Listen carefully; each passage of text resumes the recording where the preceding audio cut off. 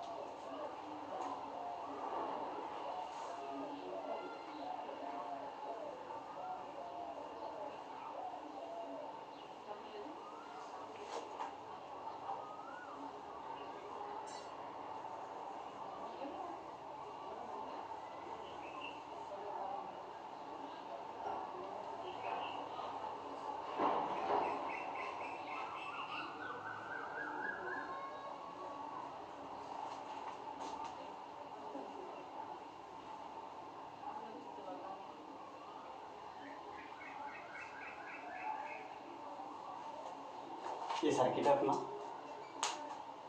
ठीक, यहाँ हम लोड यूज करेंगे।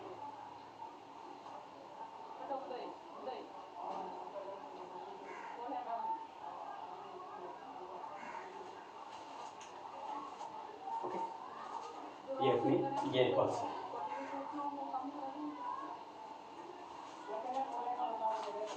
ठीक, तो यह है रजिस्टर फायरिंग सर्किट। ठीक, एचसीआर के लिए। ठीक, ये थ्रेशोल्ड वोल्टेज है यहाँ पे across to HCR, drop of voltage of HCR. ठीक, रेजिस्टेंस फायरिंग सर्किट क्या है? Is this the simple and economical. हम कह सकते हैं कि ये बनाने में अच्छा भी है, सस्ता भी है, ठीक है, महंगा भी नहीं है और इजी भी है। ठीक, इसमें 3 रजिस्टर यूज करे हमने, R1, R2 एंड R। जो R2 रेजिस्टेंस है ये वेरिएबल रेजिस्टेंस है। ठीक है, और एक डायोड यूज करेंगे हम। ठीक है, और एक लोड। ठीक है, यहाँ से जो R1 है, ठीक है, उसकी वैल्यू क्या होगी?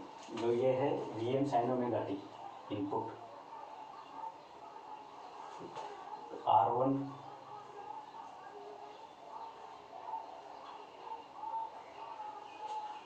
This is the IgM current.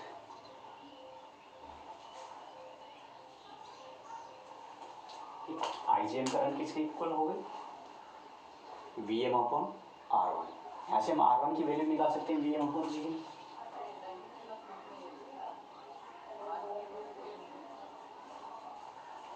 Okay, लेकिन जो अपना गेट सप्लाई है वो क्या है? गेट सप्लाई होगी R के एक्रॉस।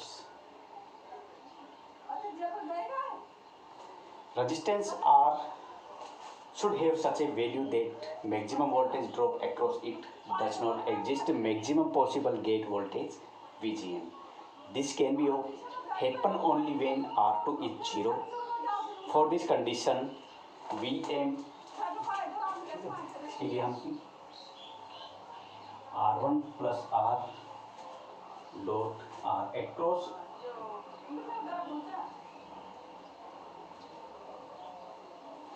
तो VGM की वैल्यू है, ठीक है, VGM की वैल्यू हमेशा ग्रेटर देन होनी चाहिए R ड्रॉप ऑफ वोल्टेज की। तो R पर जो ड्रॉप ऑफ वोल्टेज है उससे ज़्यादा होनी चाहिए VGM की वैल्यू। तो हम R के अक्रॉस वोल्टेज ड्रॉप निकालेंगे जिसकी वैल्यू हमेशा VGM से लेस देन होनी चाहिए। ठीक है, resistance R1 and R2 are large, gate trigger circuit draw a small current. Diode D allows the flow of current during positive half cycle only. Okay? When only positive cycle are passed. चूँकि diode connected है इस तरह से, सिर्फ positive cycle ही पास होगी, reverse cycle पास नहीं होगी. The amplitude of this DC pulse can be controlled by resistance R2. Okay.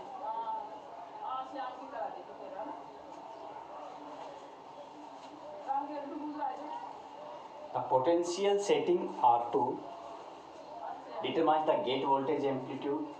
When R2 is large, output I is small, and the voltage across R Vg equals to IR.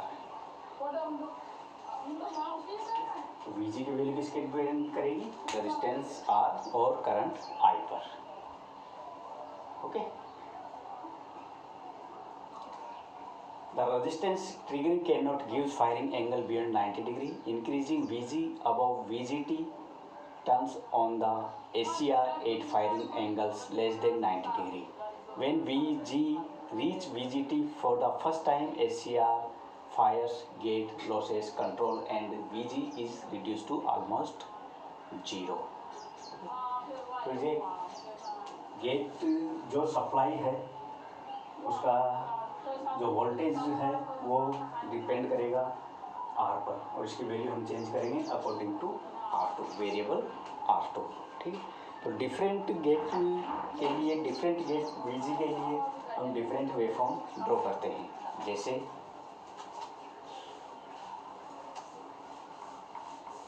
एक waveform draw करते हैं हम.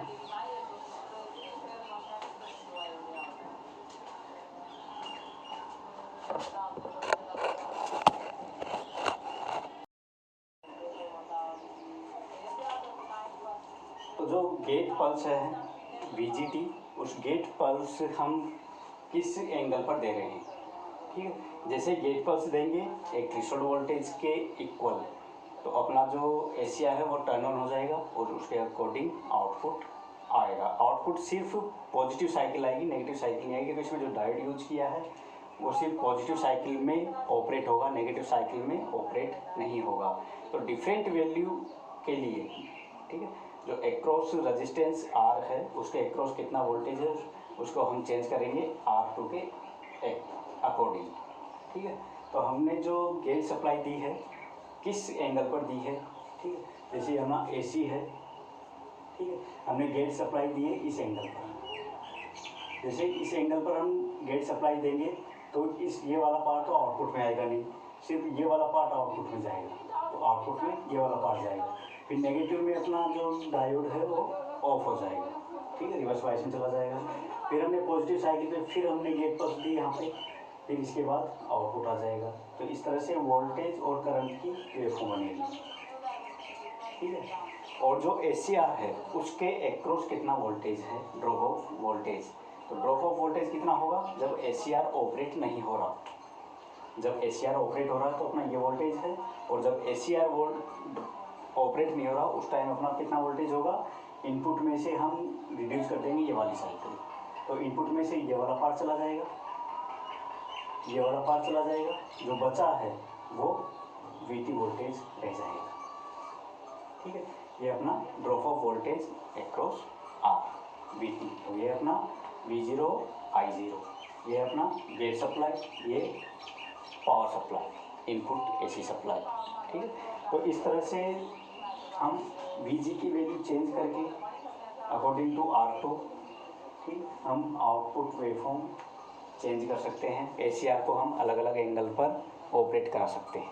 ठीक है. तो इसका disadvantage है कि ये सिर्फ 90 डिग्री तक ही ऑपरेट होता है, क्योंकि इसमें जो डायोड यूज़ किया है, रेजिस्टेंस यूज़ किया है, तो सिर्फ पॉजिटिव साइकिल में ही काम करेगा, नेगेटिव में काम नहीं करेगा.